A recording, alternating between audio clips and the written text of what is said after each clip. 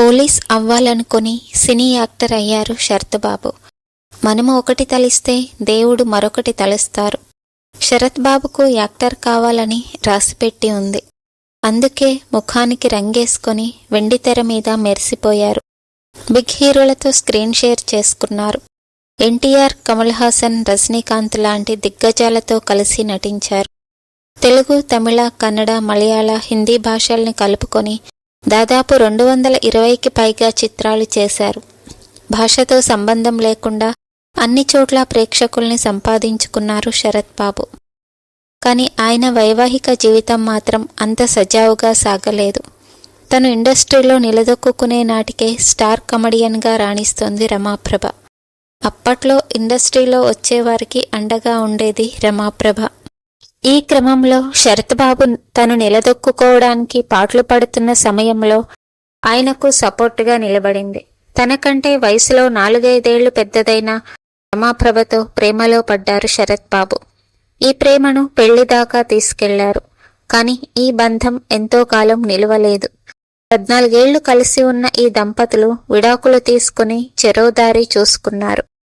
అయితే విడాకుల తర్వాత రమాప్రభ శరత్ బాబుపై అనేక ఆరోపణలు చేశారు. తన ఆస్తి మొత్తం లాక్కున్నారని, తనను మోసం చేసి నడి రోడ్డుపై వదిలేశారని ఆరోపించారు.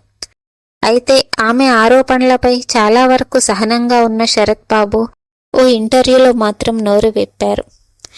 ఆమె పేరు వాడకుండానే తన ఆరోపణలను తిప్పికొట్టారు.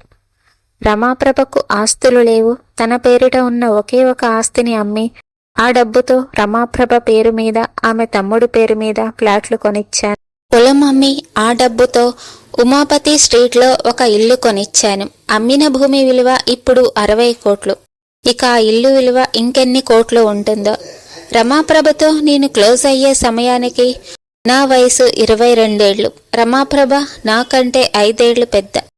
ఫ్రెష్గా కాలేజీ నుంచి అప్పుడే ఇండస్ట్రీలోకి వచ్చాను. ప్రపంచం గురించి తెలియని వయసులో ఆమెతో పరిచయం ఏర్పడింది. తెలియని వయసులో పొరపాటు చేశా. అది నా దృష్టిలో పెళ్లి కూడా కాదు, ఒక కలయిక అంతే అని గతంలో శరత్ బాబు ఎన్నో ఇంటర్వ్యూల్లో చెప్పేవారు.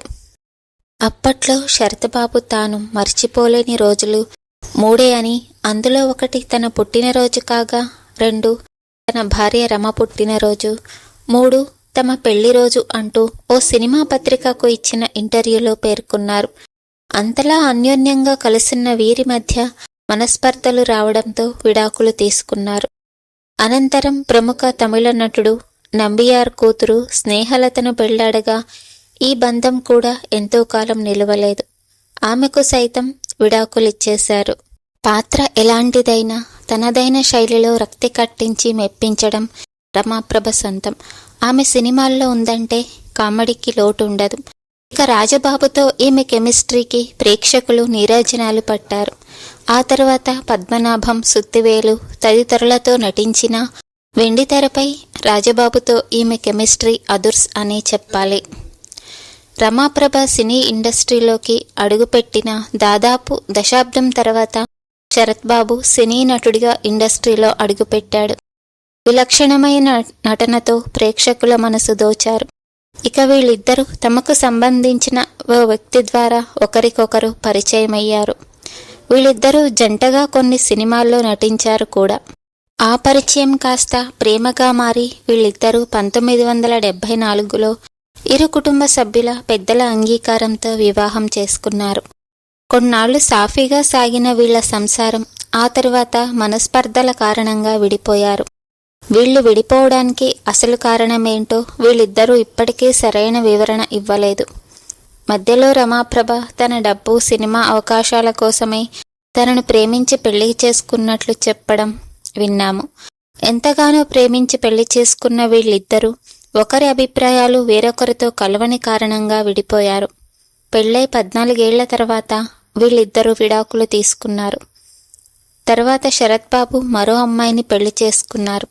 కానీ రమాప్రభ మాత్రం సింగిల్గానే ఉండిపోయింది. ఈ దంపతులకు పిల్లలు లేరు. దీంతో విజయ్ చాముండేశ్వరిని దత్తత తీసుకున్నారు.